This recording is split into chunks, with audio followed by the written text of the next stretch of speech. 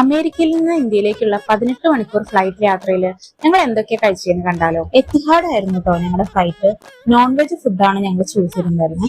അപ്പൊ ആദ്യം തന്നെ വന്നത് ചിക്കൻ ബിരിയാണി ആയിരുന്നു. അതിന്റെ കൂടെ പിന്നെ ചനയുടെ ഒരു സാലഡ് ഉണ്ടായിരുന്നു, പിന്നെ ഒരു ചീസ് കേക്ക് ഉണ്ടായിരുന്നു, ബ്രെഡും ബട്ടറും ഉണ്ടായിരുന്നു. നല്ല ബോൺലെസ് ചിക്കൻ ഒക്കെ വെച്ചിട്ടുള്ള ഒരു ബിരിയാണി ആയിരുന്നു. അത് അടിപൊളിയായിരുന്നു. പിന്നെ സാലഡും നന്നായിട്ടുണ്ടായിരുന്നു.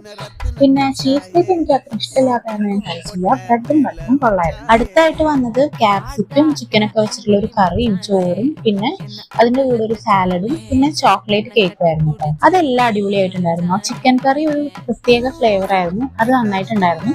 പിന്നെ ചോക്ലേറ്റ് കേക്ക് എന്റെ ഫേവറേറ്റ് ആണ്, അപ്പൊ അത് കാരണം അത് ഞാൻ കഴിച്ചു. അത് കഴിഞ്ഞ് അബുദാബിന്ന് ചെന്നൈയിലേക്കുള്ള ഞങ്ങളുടെ സെക്കൻഡ് ഫ്ലൈറ്റിൽ ഞങ്ങൾ കഴിച്ചിട്ടുണ്ടായിരുന്നത് ചിക്കൻ കറിയും റൈസും പിന്നെ ഒരു ദാൽ കറി ആയിട്ടുള്ള ഒരു കോമ്പിനേഷൻ ആയിരുന്നു.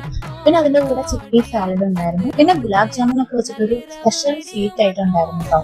അത് കിടിലനായിരുന്നു. എനിക്ക് ഇതുവരെ ഉണ്ടായിരുന്നതിൽ ഈ ഒരു ഫുഡ് ഐറ്റം ആയിരുന്നു ഏറ്റവും